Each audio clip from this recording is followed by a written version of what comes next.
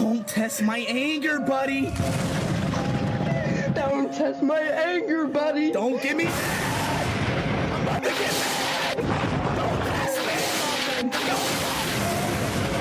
test me.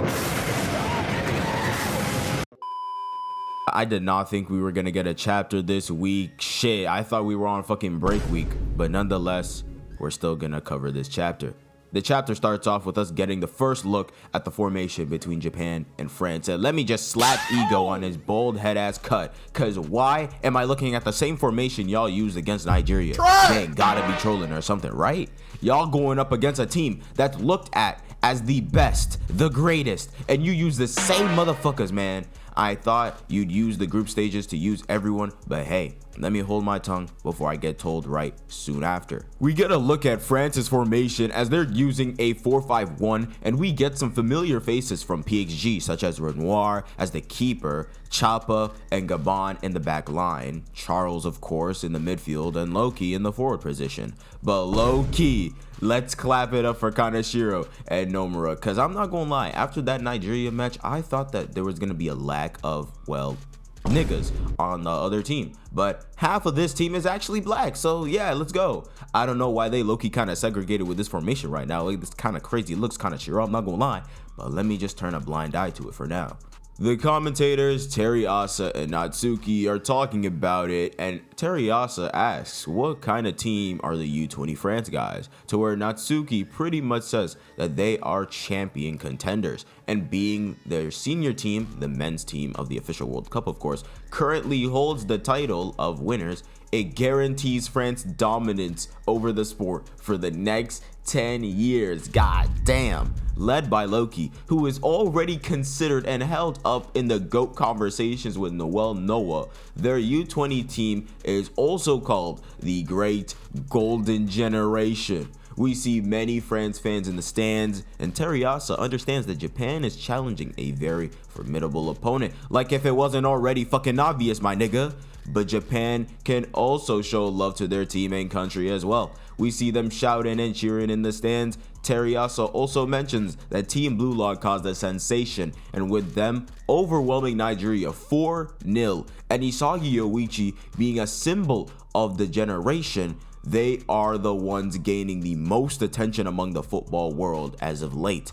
And hold up, did they really just make a banner of my nigga Isagi's knee slide celebration in the Bastard vs PXG match with the BLUELOCK logo in the back? Damn, they really gassing my nigga up, and I 100% fuck with the movement. Shit is tough as hell. We got both teams walking out right now, with Japan rocking the away kits looking clean as a bitch. Glad they still keeping the same design as the default BLUELOCK ones. Loki walking out beside him talking about some long time no see, and look at that sly ass smile he got on right now. I just know he's excited to dust bro on the big screen and on Japan's home turf. And Isagi just hits him with a yo genius. They step onto the pitch, and Charles trying to find Shido already, asking if he's not on the starting lineup today. And Bachiro was like, yeah, that nigga started on the bench. Charles was like, damn, if that's all, then we for sure got the dub in the bag. I'm excited if we get any sort of Bachiro x Charles matchup, because they just seem so alike in terms of personality. I know it would just be gas.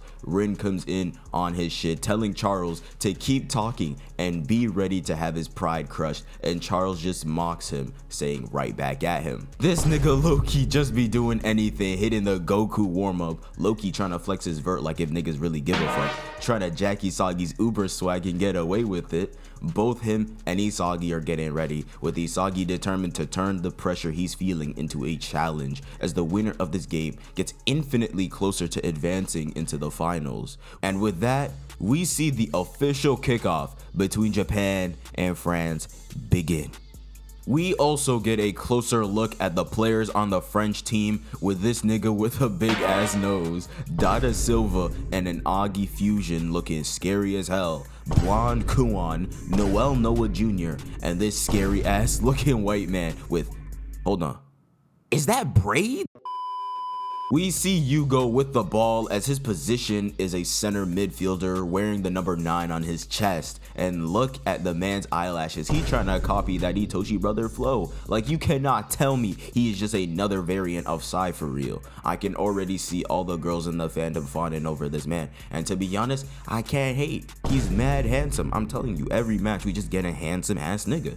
And if I haven't said this already, France's kits just look so freaking gas, bro. I'm just so excited to see all the kits from all the different countries.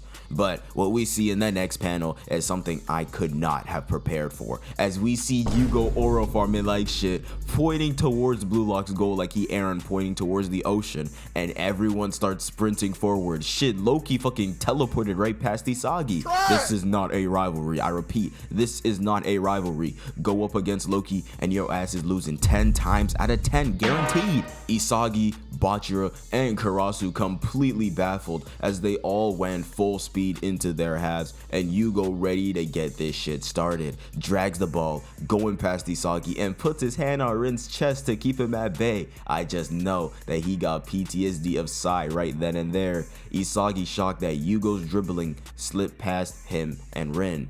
Isagi tells him to cover and watch for the pass, and he already knows this, but there's too many places he gotta protect, saying it's impossible, as we see 4 players including Loki dash towards the goal. Yugo over here trolling Isagi, telling him to focus, and made the pass through Rayo towards Loki from behind, and this shit had me crying mid-game, absolutely confused on what the hell is going on, and your opponent is telling your ass to tee up. Nah, Yugo really showing Isagi that he really ain't shit, just like he said. But that's when the 3 musketeers of defense on the team, being Nico, Aiku, and Ryu, show up, quickly patching up Loki's route, and they are really thinking that they got bro on locks, but no, of course not. His ass is smiling, saying what a pity, and come on, throwing a lob for the contrarian Charles to show up behind him and make the touch, making the ball go towards the side. This nigga was grinning out of his mind. He was ready. Aiku is in complete shock that Charles used Loki's movements as a decoy for a diagonal run, and with Yugo's pass that fooled them from outside their awareness, as we see this little cheeky nigga Charles take the fucking shot.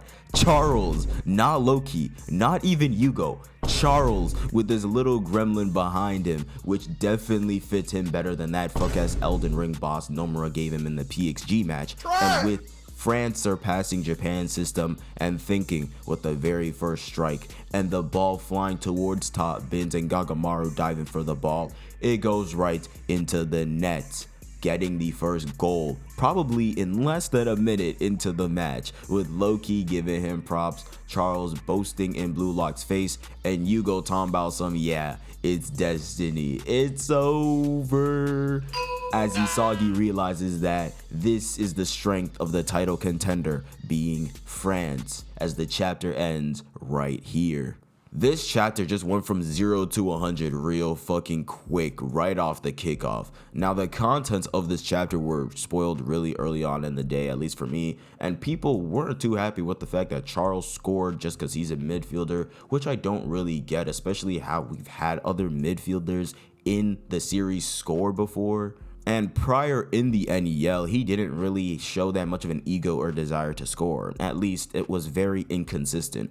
But y'all are forgetting this is completely in Charles's character as a person, being this trickster who you can't really get a read on. Someone who literally does the opposite of what is told to him, given his nickname. And clearly the NEL sparked something inside of him, which leads to what I think ego gotta do, being to add someone who's also as unpredictable, turning this game to shit and just straight chaos. This is a movement.